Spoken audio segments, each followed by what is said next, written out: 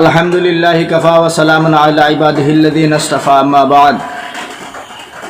মাহতাৰাম বন্ধুসকল, মই আজি আপোনালোকৰ সন্মুখত এটা ভিডিঅ' লৈ আহিছোঁ আৰু এই ভিডিঅ'টো মই বিশেষকৈ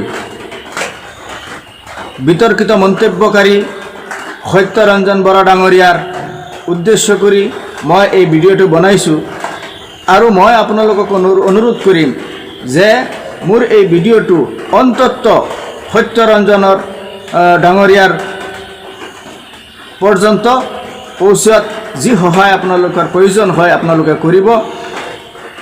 গতিকে মই এই ভিডিঅ'টো আপোনালোকৰ মাধ্যমেৰে তেওঁলৈ সম্বোধন কৰি আছোঁ। তেওঁ বাৰে এটা কথা কয় যে তেওঁ প্ৰাথমিক শিক্ষাৰ গুৰু যিজন সেইজন মুছলমান। তেওঁ মুছলমান বিদ্বেষী নহয়, তেওঁ সকলো সময়ত মুছলমানৰ লগত উঠা বহা কৰে, প্ৰায় সময়ত তেওঁৰ মুছলমানৰ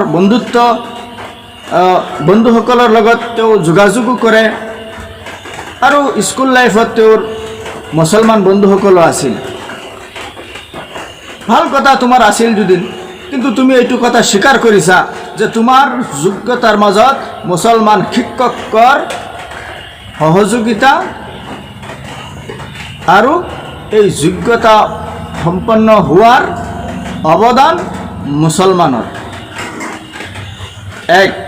দুই নম্বৰ কথাটো হ'ল তুমি আৰু এটা কথা নিজেই স্বীকাৰ কৰিছা,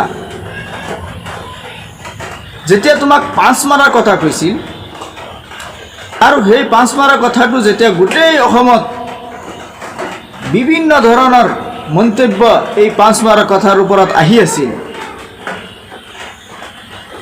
অলপ কেইদিন আগতেও মই ডি নিউজত দেখিছোঁ,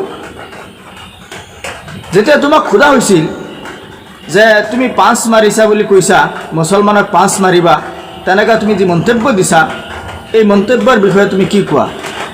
তেতিয়া তুমি কৈছিলা যে হয়, মই 5 মাৰাৰ কথাটো কৈছোঁ, কিন্তু 5 মাৰাৰ কথাৰ আগৰ পিছৰ কথাখিনি আপোনালোকে নবজাই অকল 5 মাৰাৰ কথাটোৱে আপোনালোকে প্ৰচাৰ কৰিছে।